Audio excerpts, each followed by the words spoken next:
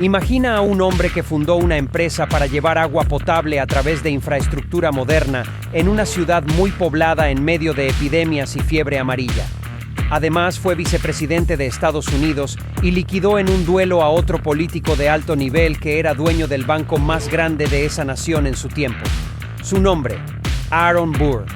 Fundó la empresa de agua de Hudson en 1799 para proporcionar agua potable a los ciudadanos de Nueva York, debido a epidemias de fiebre amarilla y cólera que azotaban la ciudad. Pero en esta noble causa había un plan oscuro. En lugar de construir una infraestructura para suministrar agua, Burr desvió los fondos para fundar Bank of Manhattan.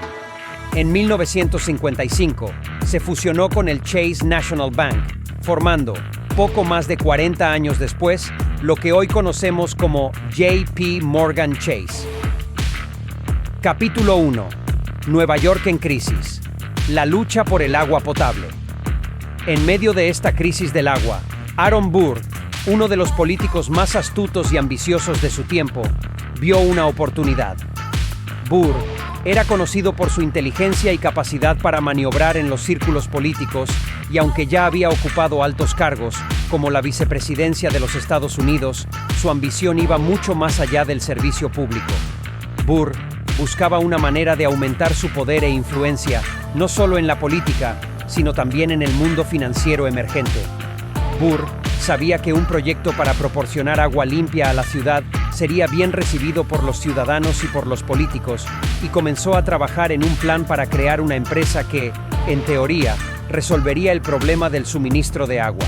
Sin embargo, su verdadero objetivo era muy diferente.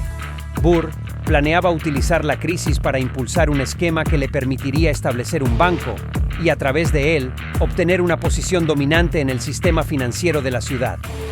La necesidad desesperada de agua limpia proporcionó a Burr la excusa perfecta para avanzar con su plan. Aprovechando su influencia política, propuso la creación de la empresa de agua de Hudson, una entidad que, según Burr, se encargaría de traer agua limpia a la ciudad. La propuesta fue bien recibida, ya que todos reconocían la urgencia del problema. Capítulo 2. El hombre detrás del plan. Aaron Burr y sus ambiciones. Aaron Burr no era un extraño en el mundo del poder y la influencia. Hijo de un reverendo y nieto del renombrado teólogo Jonathan Edwards, Burr creció en un ambiente intelectual y de prestigio, lo que sentó las bases de su ambición y sed de poder. Estudió en Princeton, una de las universidades más prestigiosas del mundo hasta el día de hoy. Pronto se labró una carrera en la política que lo llevó a convertirse en uno de los personajes más influyentes de su tiempo. Sin embargo, Burr tenía una reputación ambigua. Era admirado por su inteligencia y astucia, pero también temido por su capacidad para manipular a aquellos a su alrededor en favor de sus propios intereses. Después de servir como vicepresidente de los Estados Unidos bajo el mandato de Thomas Jefferson, Burr se encontraba en una encrucijada. Su carrera política estaba estancada y había sido desplazado del círculo más íntimo de poder en Washington. Además, su famosa rivalidad con Alexander Hamilton, que culminó en un duelo en el que Burr liquidó a Hamilton en 1804, sí, como lo escuchas, un duelo al estilo de películas de vaqueros ya en el siglo XIX. Esto lo dejó aún más aislado políticamente. Burr necesitaba una nueva fuente de poder y lo encontró en las finanzas. Burr sabía que el control del dinero era una de las vías más seguras hacia la influencia y se dio cuenta de que, al igual que muchos otros, podía usar la crisis del agua de Nueva York para crear algo mucho más lucrativo que una simple empresa de suministro de agua. En 1799, Burr presentó la propuesta para su empresa de agua de Hudson a la legislatura del estado de Nueva York, con el argumento de que la ciudad necesitaba una solución urgente para su suministro de agua potable. Lo que diferenciaba a Burr de otros visionarios de la época era su capacidad para maniobrar políticamente. Utilizó toda su influencia en el gobierno para asegurarse de que la empresa fuera aprobada, pero también añadió un pequeño detalle en la carta de incorporación de la empresa, una cláusula que permitía a la empresa de agua de Hudson utilizar sus fondos para cualquier otro negocio que considerara adecuado. incluidas las actividades bancarias. Este fue el núcleo del plan de Burr y la clave para lo que se convertiría en uno de los fraudes más ingeniosos de la historia. Mientras todos creían que Burr estaba centrado en resolver el problema del agua, él estaba enfocando sus esfuerzos en otra dirección. La cláusula pasó desapercibida para la mayoría, pero Burr ya había puesto en marcha su verdadero plan: fundar un banco. Con los fondos obtenidos bajo el pretexto de proporcionar agua a la ciudad, Burr utilizó el capital de la empresa para establecer lo que pronto se convertiría en el Bank of Manhattan, un pilar del sistema financiero que sigue vigente en la actualidad. Capítulo 3. La empresa de agua de Hudson. La cortina de humo perfecta. La empresa de agua de Hudson fue rápidamente aclamada como un esfuerzo noble y necesario. Los ciudadanos, desesperados por una solución a las epidemias que asolaban la ciudad, vieron en la empresa una luz de esperanza. Las promesas de Aaron Burr y sus asociados de proporcionar agua limpia a los hogares neoyorquinos fueron recibidas con optimismo, y pocos se molestaron en investigar los detalles de cómo se llevaría a cabo el proyecto. Aunque la empresa comenzó a recaudar fondos y a adquirir los derechos necesarios para llevar agua a Nueva York, la mayor parte de su capital fue desviada para otro propósito: la fundación del Bank of Manhattan. La estructura de la empresa de agua de Hudson estaba diseñada para aparentar ser una compañía legítima de servicios públicos. Se realizaron estudios preliminares sobre cómo llevar agua desde fuentes más limpias fuera de la ciudad y se prometió que la empresa construiría un sistema de tuberías que resolvería el problema de la contaminación del agua en Nueva York. Sin embargo, los esfuerzos reales para cumplir con esas promesas fueron mínimos. Burr y sus socios nunca tuvieron la intención de crear una infraestructura seria para proporcionar agua potable. En cambio, utilizaron los fondos recaudados para comprar terrenos y licencias bancarias, lo que les permitió comenzar a operar como un banco mucho antes de que se pusiera en marcha cualquier sistema de suministro de agua.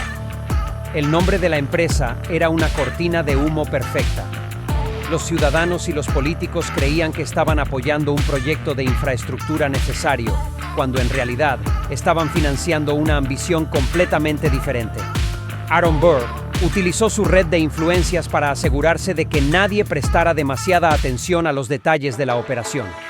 Mientras la empresa recolectaba fondos, los ciudadanos de Nueva York seguían sufriendo las consecuencias de la falta de agua limpia. Las epidemias continuaron cobrándose vidas, y las promesas de la empresa de agua de Hudson quedaron sin cumplir. Capítulo 4. El nacimiento del Bank of Manhattan. La estafa toma forma. Aunque el banco comenzó como una institución pequeña, rápidamente ganó relevancia y atrajo a numerosos inversores, muchos de los cuales desconocían el origen de los fondos iniciales del banco. Burr había logrado engañar a la legislatura y a los ciudadanos, y ahora tenía en sus manos una herramienta poderosa para consolidar su influencia en el creciente sistema financiero de la ciudad. El Bank of Manhattan se estableció en un momento en el que el panorama bancario de Nueva York era muy limitado. De hecho, en ese momento solo existía un banco autorizado en la ciudad, el Bank of New York, que después fue renombrado como First Bank of America, fundado por Alexander Hamilton, el rival político de Burr, al que batió en el duelo al estilo salvaje oeste de las películas de Hollywood. La fundación de un banco rival no solo le dio a Burr una ventaja competitiva en el mundo de las finanzas, sino que también fue un golpe personal a Hamilton, quien había trabajado incansablemente para construir el Bank of New York como un pilar del sistema financiero. Burr utilizó el Bank of Manhattan para financiar diversas actividades comerciales y políticas, lo que le permitió ganar aún más poder e influencia. Aunque el banco operaba de manera legítima una vez establecido, el hecho de que hubiera sido creado utilizando fondos destinados al suministro de agua seguía siendo un secreto bien guardado. La mayoría de las personas no tenían idea de que el banco, que ahora veían como una institución financiera sólida y confiable, tenía sus raíces en una de las estafas más ingeniosas de la época. La fundación del banco fue un triunfo para Burr, y aunque nunca logró resolver la crisis del agua en Nueva York, había logrado su verdadero objetivo: construir una fuente de poder financiero que le asegurara una influencia duradera en la ciudad. Capítulo 5. La traición a la ciudad. Los efectos en Nueva York. Mientras Aaron Burr y sus socios celebraban el éxito del Bank of Manhattan, los ciudadanos de Nueva York seguían enfrentando las terribles consecuencias de la falta de agua potable. La promesa de un sistema de suministro de agua limpio y seguro, que había sido la razón principal por la que se aprobó la creación de la empresa de agua de Hudson, no se cumplió. En lugar de recibir los beneficios de una infraestructura adecuada, la ciudad se encontró con que el dinero recaudado para solucionar sus problemas de salud pública había sido desviado para financiar un banco privado. La estafa de Burr a la ciudad fue más profunda de lo que muchos imaginaron.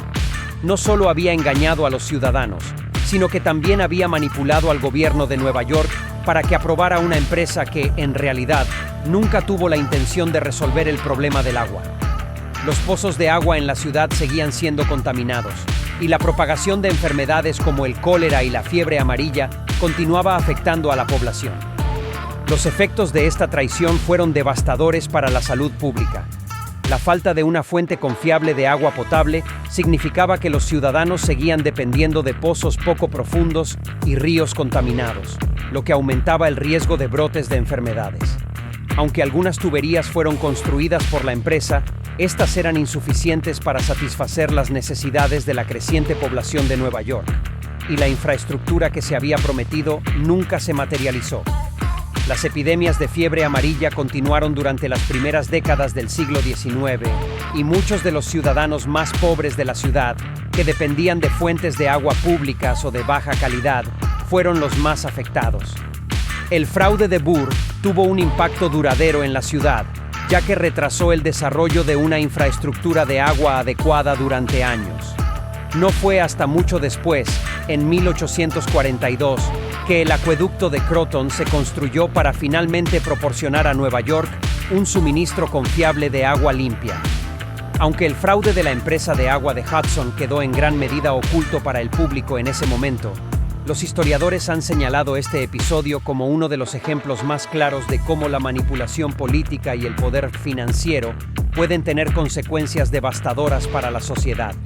La historia de Aaron Burr y su estafa con el suministro de agua de Nueva York sigue siendo un recordatorio de los peligros del poder desmedido y la falta de escrúpulos en los líderes. Capítulo 6. La expansión del Bank of Manhattan. De estafa a imperio financiero. A pesar del oscuro origen del Bank of Manhattan, la institución no tardó en convertirse en uno de los actores más importantes del sistema financiero de Nueva York. Durante las primeras décadas del siglo XIX, Nueva York vivió un auge comercial y financiero sin precedentes. La ciudad, a pesar de sus problemas de infraestructura y sanidad, se estaba consolidando como uno de los principales centros de comercio en los Estados Unidos. El Bank of Manhattan, gracias a la visión de Burr y al capital inicial obtenido mediante el fraude, se posicionó para aprovechar esta explosión de crecimiento económico. Uno de los factores clave en la expansión del banco fue su capacidad para financiar grandes proyectos comerciales y de infraestructura. Aunque Aaron Burr estaba personalmente cada vez más alejado de la política debido a su implicación en el duelo con Alexander Hamilton, sí al que abatió en un duelo y que además era el dueño del Bank of New York, y otros escándalos que dan material para un futuro video, el Bank of Manhattan continuaba operando bajo la dirección de administradores capaces que vieron en el banco una oportunidad para dominar el sistema financiero emergente de la ciudad. A medida que el banco crecía, su influencia se extendía más allá de Nueva York. El Bank of Manhattan comenzó a financiar proyectos en otras partes del país, ayudando a la construcción de infraestructura clave que impulsaría el crecimiento económico de los Estados Unidos en las décadas venideras. La visión de Burr de crear una institución financiera poderosa se estaba haciendo realidad, y el Bank of Manhattan pronto se convirtió en un rival serio para otras instituciones bancarias como el Bank of New York. El éxito financiero del Bank of Manhattan permitió a sus dirigentes consolidar su poder en el sistema bancario de la ciudad, y con el tiempo, el banco se fusionaría con otras instituciones para convertirse en uno de los pilares del sistema financiero estadounidense. En última instancia, lo que comenzó como una estafa se transformó en una de las instituciones más poderosas del mundo. Un testimonio del ingenio, la ambición y la falta de escrúpulos de Aaron Burr. Capítulo 7. La caída de Aaron Burr. Consecuencias políticas y personales. Aunque Aaron Burr logró construir uno de los bancos más poderosos de Nueva York mediante su esquema fraudulento, su vida personal y política comenzó a desmoronarse poco después de la fundación del Bank of Manhattan. Burr ya estaba envuelto en numerosos escándalos, pero el evento que marcó su caída definitiva fue el duelo con su enemigo político, Alexander Hamilton, en 1804, en el que Burr eliminó del mapa a Hamilton. Este incidente cambió para siempre la carrera de Burr. Aunque el duelo era legal en algunas partes de Estados Unidos, quitar vida a un hombre tan influyente como Hamilton fue visto como un acto inexcusable. El duelo generó una ola de indignación pública y lo dejó completamente aislado políticamente.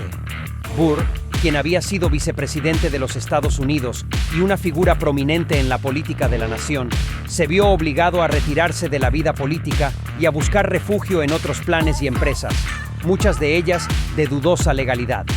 Para empeorar las cosas, Burr se vio envuelto en otro escándalo cuando fue acusado de conspirar para crear un imperio independiente en el suroeste de los Estados Unidos.